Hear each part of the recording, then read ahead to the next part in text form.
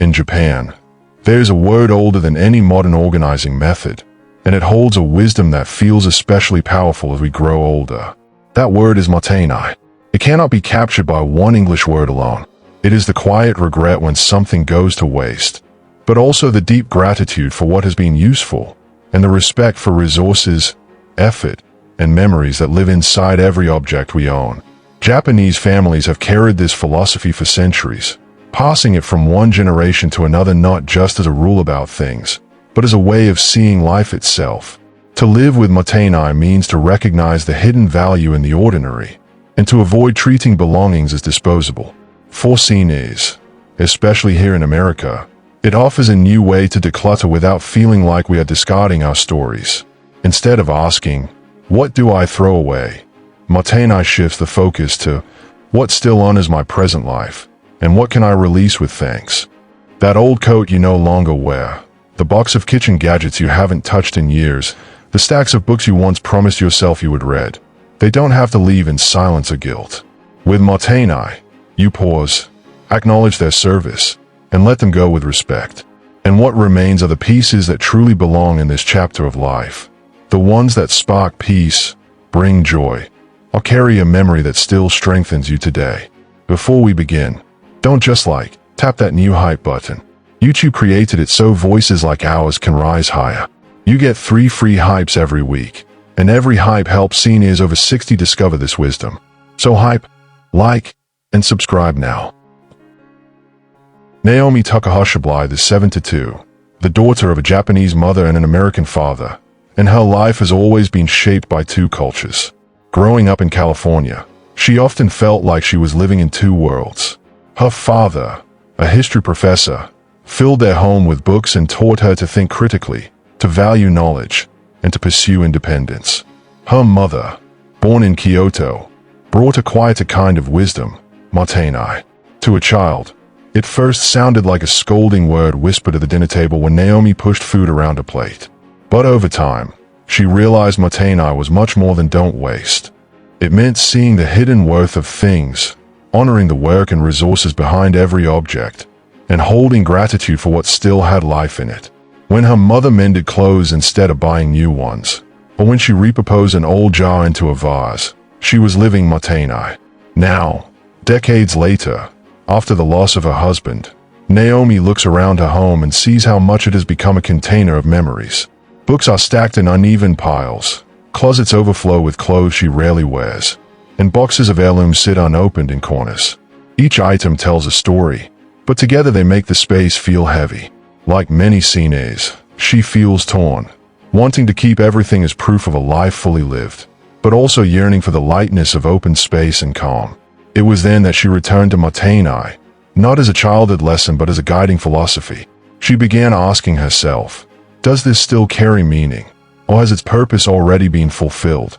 Holding her husband's fountain pen, she feels gratitude and chooses to keep it as a daily reminder of him.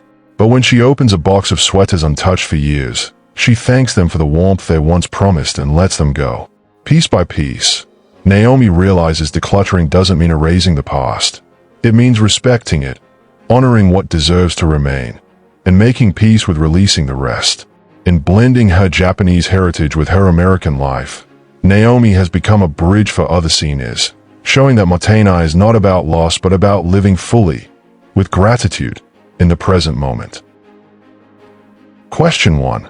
Does this item still serve me in my current stage of life? Naomi asks herself this question as she stands before a shelf filled with encyclopedias, the very volumes that once defined her identity as a librarian. For decades, these books were her trusted companions, holding the knowledge she used to guide students, answer questions, and connect curious minds to the wider world. She remembers the long evenings spent cross-referencing their pages, the joy of showing children how to find answers, and the pride of keeping her library complete. But now, those same encyclopedias sit untouched, their spines fading, their pages collecting dust. When she lifts one, the heaviness is not only in her arms, it is in her heart, a weight of a life stage she no longer lives. With Mottainai as her guide, Naomi sees that usefulness has an ending, and respect sometimes means letting go with gratitude rather than clinging out of habit. For many seniors, This question hits home. We often keep items that once played an important role, believing that letting go is a betrayal of their value. Old office files, boxes of work tools, outdated appliances. These things once served us, but today they may only take up space. Holding onto them doesn't preserve meaning. It creates clutter that clouds the present. Mottainai offers a kinder way forward. It says you can release what no longer serves while still honoring the purpose it once fulfilled. By thanking an item for its role, you transform the act of decluttering into an act of appreciation rather than loss. Naomi places her hand on her encyclopedias and whispers a quiet thank you. They gave her knowledge, confidence, and connection. Their purpose is complete, and releasing them makes room for what matters now. What about you? What's one item that once served you but no longer fits your life today?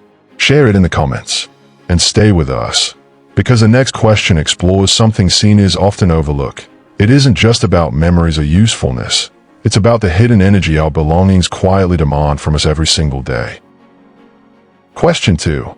Does this item demand more care than it gives back? Naomi's mother used to remind her that Mottainai was not simply about avoiding waste, but about seeking balance. Those words come back to her as she studies a row of porcelain figurines sitting quietly on a shelf in her living room. They were once admired for their delicate beauty, but today they are more of a chore than a joy. Each one demands attention, dusting, polishing, finding a space where it won't topple, worrying when grandchildren come too close. Instead of lifting her spirit, they add pressure to her day. In this stage of life, when energy is precious and time is best spent on what nourishes the heart, Naomi begins to see the imbalance. Through Mottainai, she understands that respect is not keeping something forever. It is recognizing when the weight of care exceeds the gift of joy. This question is one seniors everywhere should pause to ask. How many of us hold on to objects that quietly drain our energy without giving much back? China sets that never leave the cabinet, silverware that tarnishes faster than we can polish it, a fragile armchair no one days sit in, or even a garden full of plants we no longer enjoy maintaining. These things become silent demands on our strength. At 60, 70, 80 years old, the hours and energy we spend should be invested in what enriches us, not what exhausts us. Mottainai teaches that balance is the true measure of value. If the care outweighs the comfort, then the item is not serving us. We are serving it. Naomi holds one figurine gently in her hands. She remembers the person who gave it to her and the smile it once brought. She whispers a quiet thank you, honoring the beauty and thought behind the gift. And then, with no guilt, she lets it go. The act of release does not erase the memory. It restores balance in her home and in her heart.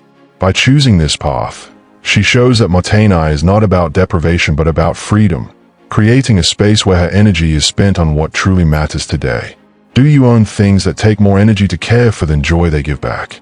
Share your story in the comments. And stay tuned, because the next question becomes even more personal. It asks whether the items you're holding onto are kept out of genuine love or out of obligation. Question 3. Does this item carry love or obligation?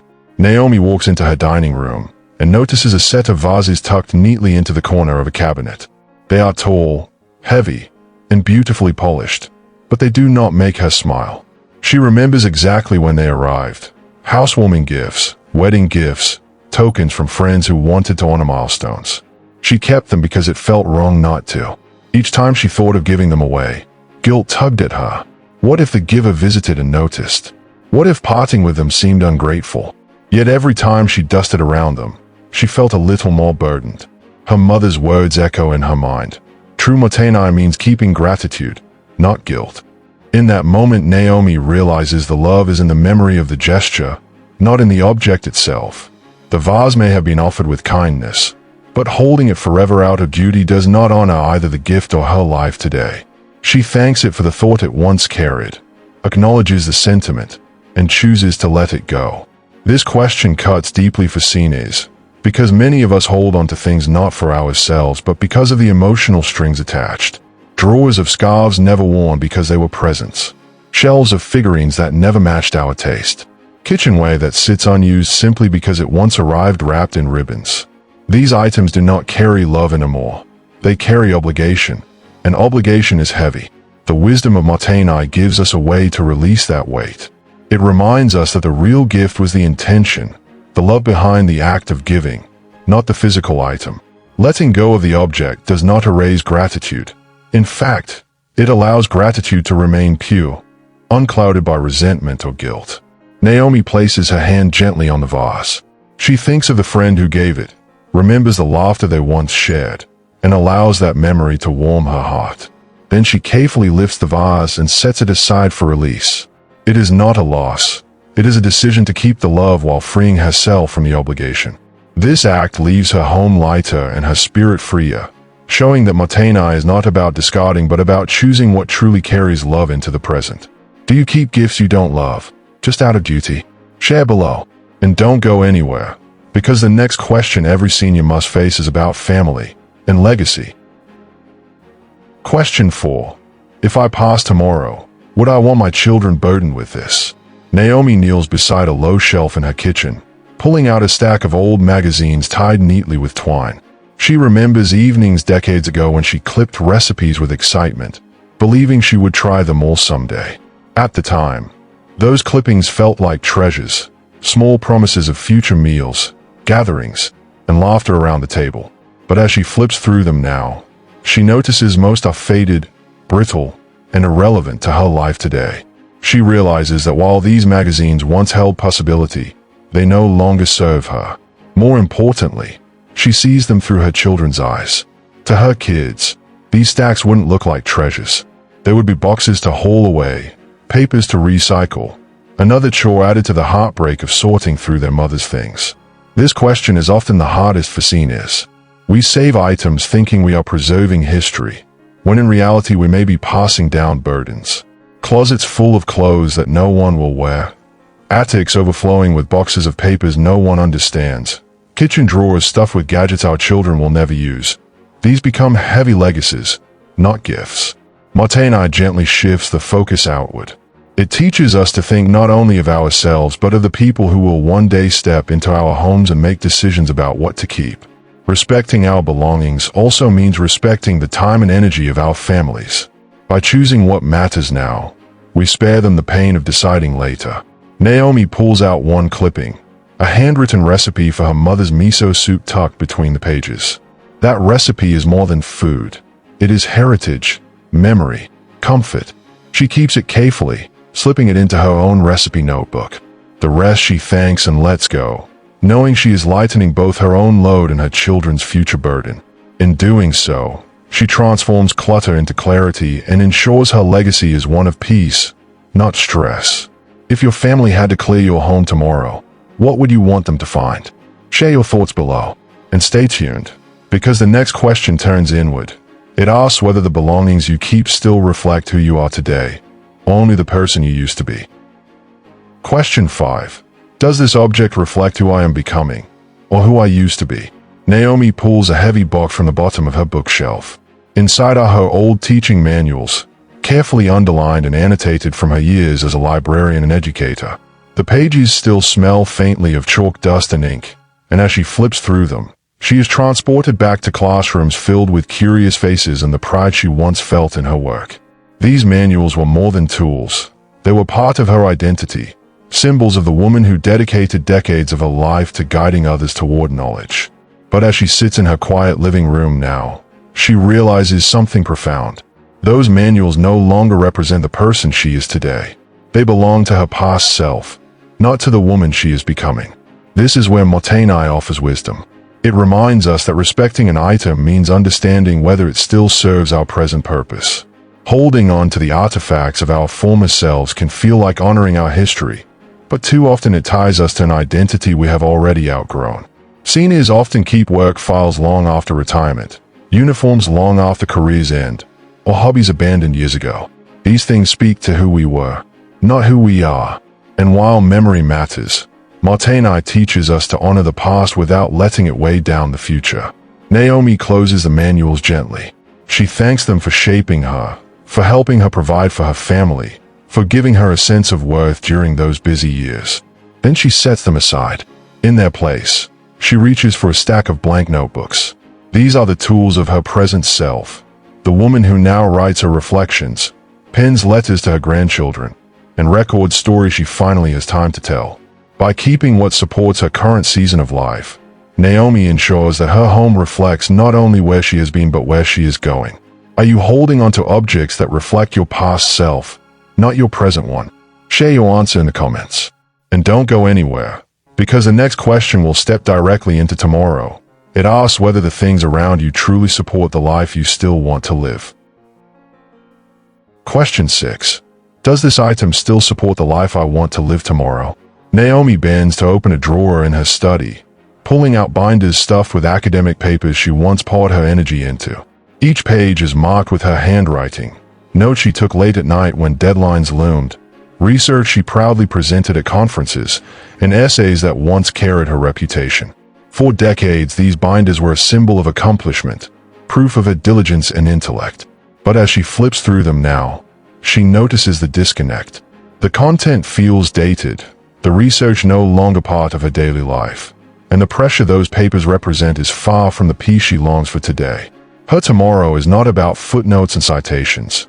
It is about writing family stories, journaling for joy, and recording the memories she hopes her grandchildren will one day treasure.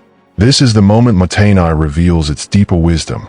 It teaches that we should not only honor what served us yesterday, but also ask if an item contributes to the life we want to build tomorrow.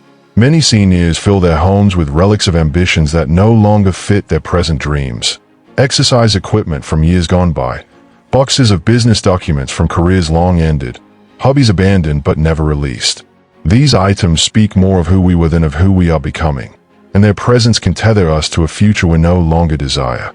By asking this question, we begin to align our belongings with our vision of the life ahead, not the life already lived. Naomi pauses and presses her hand against the top binder. She whispers a quiet thank you for the opportunities those papers gave her, for the doors they opened, for the pride they brought. Then she sets them aside with peace, releasing their weight from her shelves and her heart.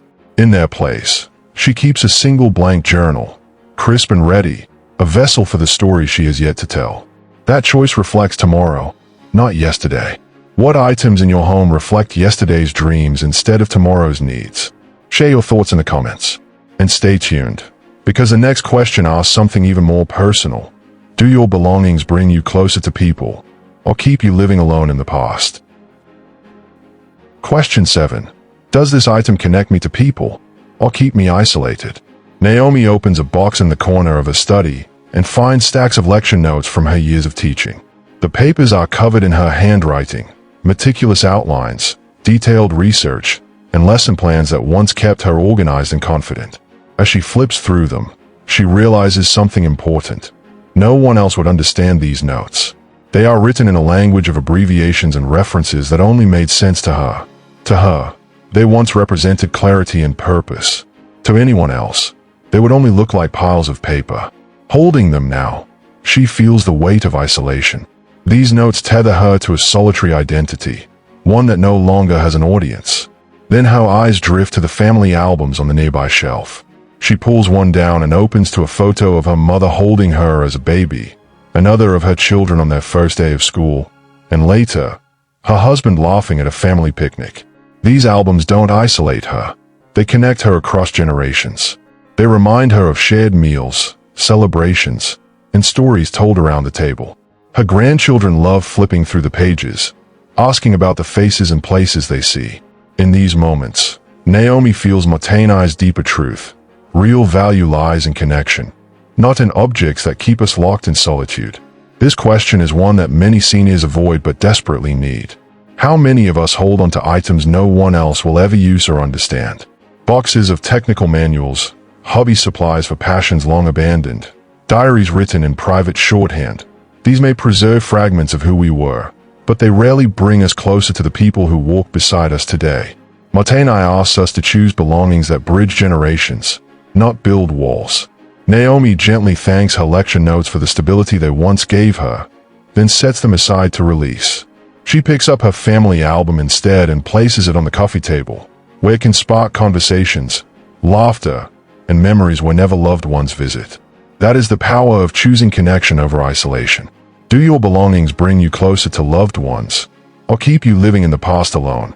Share your answer in the comments. And stay tuned, because the next question gets practical. It asks whether the items you cling to could simply be replaced if you ever truly needed them again. Question 8. Is this item replaceable if truly needed again? Naomi runs her fingers along a shelf packed tightly with recipe books. Some were impulse purchases from glossy displays at the bookstore, others mailed to her as gifts from friends, and a few came bundled with long-forgotten kitchen gadgets. She pulls one down, flips through its pages, and realizes most of the recipes inside are either outdated or easily found online with a quick search. These books once felt like resources, but today they take up space and gather dust. If she ever truly needed them again, she could find the same information in minutes. Keeping them no longer feels like respect. It feels like clutter disguised as security. But then she notices a different book, one much smaller and worn. It is her mother's handwritten recipe collection, filled with faded ink, grease stains from long afternoons in the kitchen, and notes scribbled in the margins. Each page is a memory, family meals shared around the table, lessons learned while standing beside her mother, laughter echoing in a warm kitchen. This book cannot be replaced. It holds not only instructions for meals but also the touch of her mother's hand, the rhythm of her voice, and the heritage of generations. This is where Mottainai speaks clearly. Value is not measured by quantity, but by uniqueness. To keep what cannot be recreated is to honor the irreplaceable. To hold on to what is easily replaceable is to trap yourself in needless weight. For many Cines, this question becomes a turning point. Homes often overflow with objects that could be replaced without pain. Duplicate tools, unread books, endless glass jars, clothes bought on sale but never worn. We keep them out of habit, but they are not sacred. Mottainai encourages us to ask, if I can replace this tomorrow with little effort, why am I sacrificing space and peace to store it today? By making that distinction, we create room for the objects that truly carry meaning. Naomi thanks the stack of recipe books for their presence, places them gently into a donation box, and then cradles her mother's notebook close. That one, she knows, deserves a permanent place in her home and heart. Which things in your home are easily replaceable but still taking up space? Share your thoughts in the comments.